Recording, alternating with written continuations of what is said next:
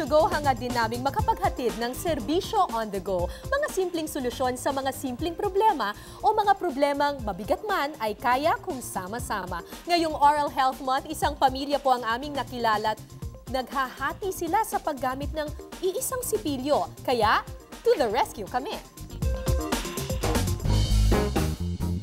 Karaniwan na sa mga Pilipino ang kahit papano magmumugman lang pagkagising sa umaga. Gaya ng pamilya De Vicente na hindi lang mumog ang ginagawa, nagsesipilyo pa sila ng ngipin bago lumabas ng bahay. Pero sa ritual ng kanilang pamilya, may napansin akong tila kakaiba. Ang gamit na sipilyo, pasa-pasa. At kung di pa ata sumuko ang bristles ng toothbrush na ito, aba, hindi pa mapapalitan. So ito, kanino po ito? Ito ang pinagsishare ninyong dalawa. Ako po! Sipilyo ba tawag dito? Ay, ganun po talaga nasanay na po kami. Kahit po na nga, gagamit pa namin. Isa lamang ang pamilya De Vicente sa maraming Pilipino na mababa ang pagpapahalaga sa ngipin.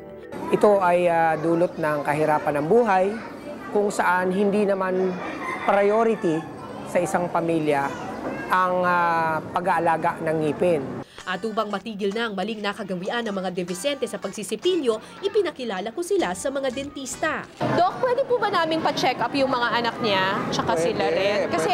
Kasi nag-share din sila ng toothbrush. Hindi tama rin yun. Sabihin natin merong ubo yung anak mo, mahahawa yung anak mong isa. Sa check-up ni na Dok, natuklasan na puro sira ang ngipin ng pamilya at hindi sila nag-iisa sa ganitong kalagayan. Ayon sa pag-aaral, 97% ng mga batang Pinoy na edad 6 ay may sira ang ngipin.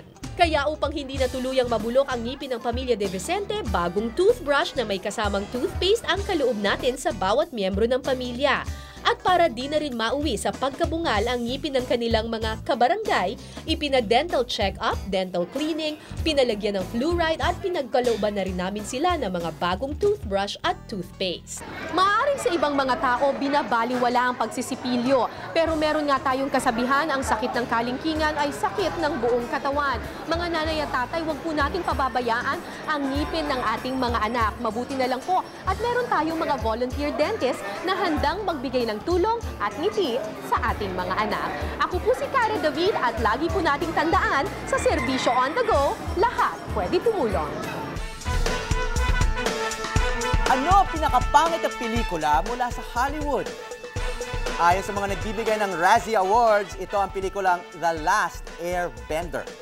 Nag-uwi kasi ito ng 5 trophies mula sa The Razzie Awards na kumikilala sa mga palpak na Hollywood movies.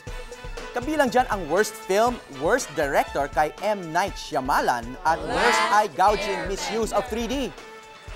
Napili namang Worst Actor si Ashton Kutcher para sa Valentine's Day. Ang mga bida naman ng Sex and the City 2 na sina Sarah Jessica Parker, Kim Cattrall, Cynthia Nixon at Christine Davis ang kinilalang Worst Actresses. Di lang Hollywood celebrities ang up and about nitong Oscar weekend, dahil pati ang ilang anak ng mga sikat pumunta sa party sa isang indoor playground sa Los Angeles. Ilan sa mga namataan kasama ang kanilang mga baby, ang singer na si Gwen Stefani, ang vocalist ng bandang Good Charlotte na si Joel Madden at reality TV star Kourtney Kardashian.